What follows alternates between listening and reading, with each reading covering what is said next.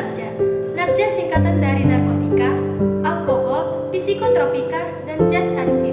Ini adalah istilah yang menggambarkan semua bahan atau senyawa yang bisa menyebabkan perubahan perilaku dan bisa mengakibatkan ketergantungan kalau digunakan dengan tidak sesuai. Seringkali NABJA masuk ke dalam lingkungan kita dengan cara yang tidak menyeramkan, bahkan membuat kita tertarik. Inilah yang membuat banyak orang terjerumus secara perlahan. Awalnya, kita tertarik akan solusi yang ditawarkan dari zat tersebut, bahkan dari perkataan orang yang menawarkannya kepada kita. Ada juga orang yang terdekat kita yang mampu menawarkannya kepada kita, yang seolah-olah NABJA dapat mengatasi permasalahan kita. Tapi, ini hanyalah sesaat, bahkan lebih parahnya sampai ketergantungan.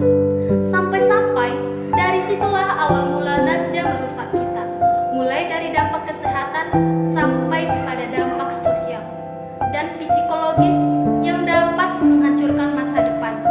Memang kamu mau hal itu terjadi? Dengan mempertimbangkan hal tersebut, kayaknya kamu harus memikirkannya lagi deh untuk mencoba NABJA. Bahkan sekalipun orang terdekat pun yang menawarinya. Mungkin awalnya sulit, akan tetapi percayalah, kamu pasti bisa. Ayo kita katakan bahwa NABJA bukan untuk kita. Saat ini kita sering mendengar dari sosial media, bahkan melihat langsung bagaimana seseorang terikut-ikut menggunakan NABJA, baik itu umur yang muda maupun yang sudah tua, tidak memandang usia. Terkhusus ini untuk remaja. Jika sudah stres dan punya masalah dengan kehidupan, pelariannya tidak jauh dari penggunaan NABJA. Jika seseorang menyalahgunakan NABJA, bisa membuat ia kecanduan yang akhirnya terus-menerus mengonsumsi NABJA dengan jumlah yang semakin banyak. Seseorang yang terikut-ikut untuk menggunakan NABJA dipicu oleh beberapa, yaitu penyalahgunaan rekreasi, pengaruh lingkungan, stres dan tekanan mental, gangguan kesehatan, dan penyalahgunaan obat resep. Di sini, orang tua perlu berkomunikasi dengan anak-anak mereka secara terbuka agar anak-anak merasa nyaman berbicara tentang masalah dan tantangan yang mereka hadapi. Dengan berkomunikasi, orang tua dapat memahami perasaan dan kebutuhan anak-anak mereka, terkhusus tekanan yang mungkin mereka alami yang dapat mempengaruhi keputusan mereka terkait penggunaan NABJA. Selain itu, penting bagi orang tua untuk menciptakan lingkungan yang mendukung pilihan hidup sehat dan positif.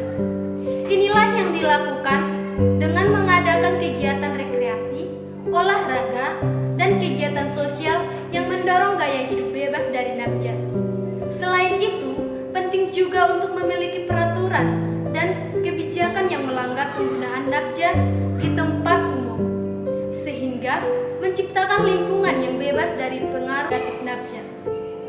Pandangan Gereja Katolik terhadap NABJA menekankan pentingnya menjaga kesehatan, menghormati kehidupan, dan menyediakan dukungan bagi remaja yang terkena dampak penggunaan NABJA. Gereja Katolik mengajarkan bahwa penggunaan NABJA yang tidak terkendali adalah pelanggaran terhadap tanggung jawab moral dan sosial. Paus dan Gereja Katolik sering mengeluarkan ensiklik atau dokumen resmi yang membahas isu-isu sosial termasuk masalah penggunaan zat adiktif. Sebagai remaja, kita memiliki masa depan yang cerah, penuh potensi. Berani katakan tidak untuk penggunaan NABJA adalah langkah penting untuk menjaga kesehatan fisik, mental, emosional kita.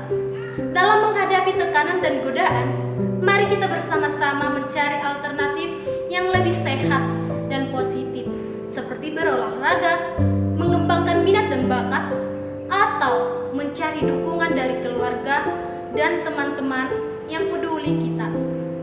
Kita memiliki kekuatan untuk membuat pilihan yang bijaksana dan membangun masa depan yang gemilang tanpa harus bergantung pada NABJA.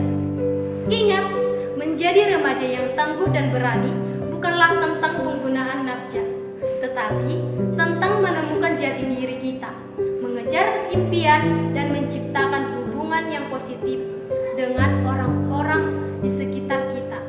Mengambil keputusan yang bijaksana dan menginspirasi remaja lainnya untuk berani katakan tidak untuk penggunaan nafsu. Masa depan kita berada dalam tangan kita sendiri, dan mari kita memilih jalan yang membawa kita menuju kehidupan yang bermakna dan penuh prestasi. So, kesehatan adalah harta yang paling berharga. Jagalah tubuhmu sebagai tempat suci di mana jiwa dan pikiranmu dapat berkembang dengan baik. Pilihan sehatmu hari ini adalah investasi untuk masa depanmu yang lebih baik. Seperti yang terdapat dalam 1 Korintus 6 ayat 19-20, tubuhmu adalah bait Allah yang kudus, yang diam di dalammu, yang kamu terima dari Allah, dan kamu bukan milikmu sendiri, sebab kamu telah dibeli dan harganya telah dibayar. Karena itu, muliakanlah Allah dengan tubuh.